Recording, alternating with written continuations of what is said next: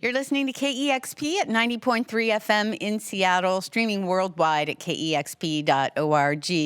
I'm Cheryl Waters. I'm down in the KEXP studios with Petite Amie. Welcome. Thank you, Cheryl. We're happy to be here. I'm so happy that you're here as well, playing 2 shows at the Freak Out Festival this coming weekend, and so happy you have time to stop by the studios. You're going to play songs from your debut record now, self-titled. Take it away, Petite Amie, live on KEXP.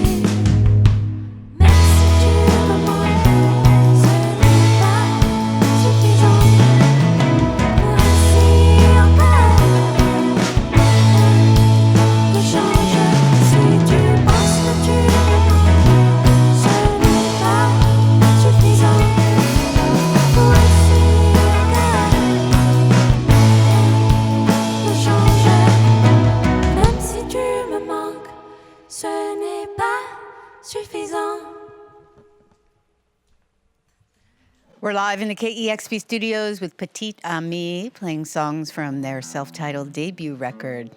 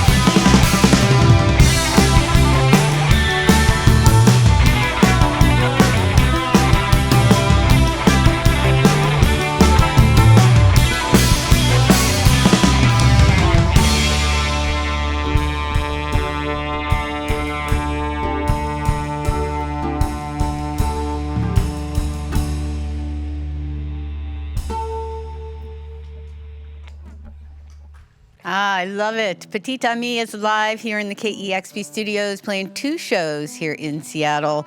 Saturday night at Hotel Albatross at 9 p.m. and Salmon Bay on Sunday at 7 p.m. as part of the Freak Out Festival.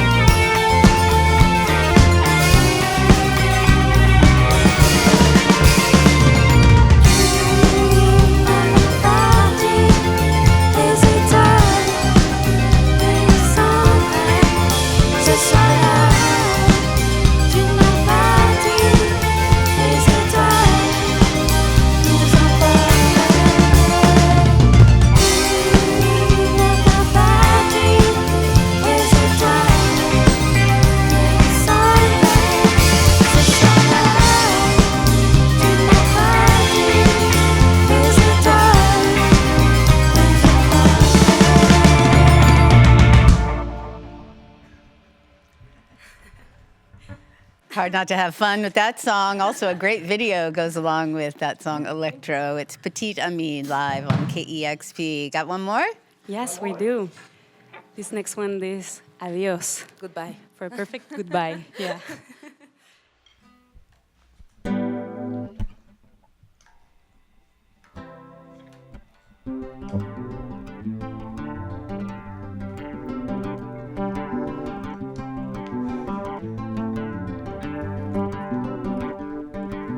Sabes que lo intento y no puedo cambiar. Quiero ser quien quieres y poderte acompañar. Y ya no sé si puedo seguir más y más y más y más. Quiero darte todo y con eso sentir paz. Nunca imaginé que todo iba a salir mal. Y ya no siento que esto hay algún lugar, lugar, lugar. Entonces ya me voy. Aquí te digo adiós. Lo que tengo es para alguien más.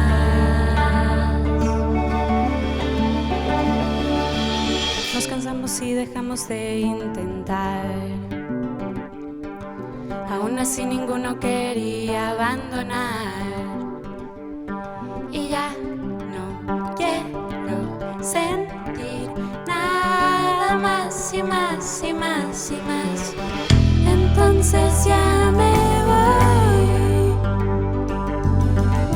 Aquí te digo adiós. Lo que tengo es para alguien más. Me encantaría que yo te pudiera ser. Se me olvida que a nadie puedo resonar. Y ya no tengo nada más que dar y dar y dar y dar. Entonces ya me voy. Y te digo adiós. Lo que tengo es para alguien más.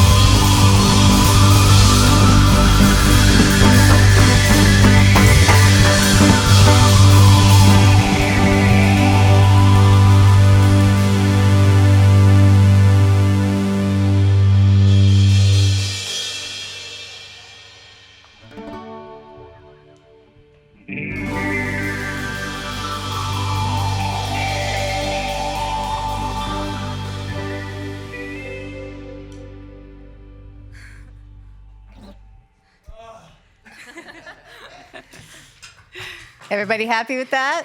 Yeah. I thought that sounded great. It's Petite Amie live on KEXP. That last song, Adios, but todavía no. Not going to let you go quite yet. So you're a relatively new band. You sound so great for a band that's been playing such a short time together. Thank you. I heard that you were a close group of friends, probably even closer now that you've been playing music together, and that things got rolling with a call from Carlos. Is that right? How did this band come together? Well, yeah, that's kind of the story. We all used to play with different bands, but we knew each other from the musician community, if that's a thing. And we always used to see each other after concerts and was like, we have to do something together. That was amazing, but we have to put it together with this friendship. And then slowly, after a bit of time, Carlos called me and we started to do some few demos, some few songs, and then everybody kind of just hopped in and we started to create this thing, and it's amazing. And now we have a band. And now we have a band, yeah. I really think you just sounds fantastic. I'm so happy you're in town. People here in Seattle definitely need to get out and see those shows. I love that they're early. I'm going to definitely be there. A 9 o'clock show on Saturday and 7 p.m. on Sunday. That's great, part of the Freak Out Festival. And you've said that the songs on this record came together pretty quickly. Tell me a little bit about that process. And did you all have kind of a similar idea what you wanted the band to sound like when you came together, or was that sort of a little bit of figuring out? Because there's a lot of you. Yeah. I think it's just like a big experiment all the time. It's like, oh, let's add this. Oh, it sounds cool.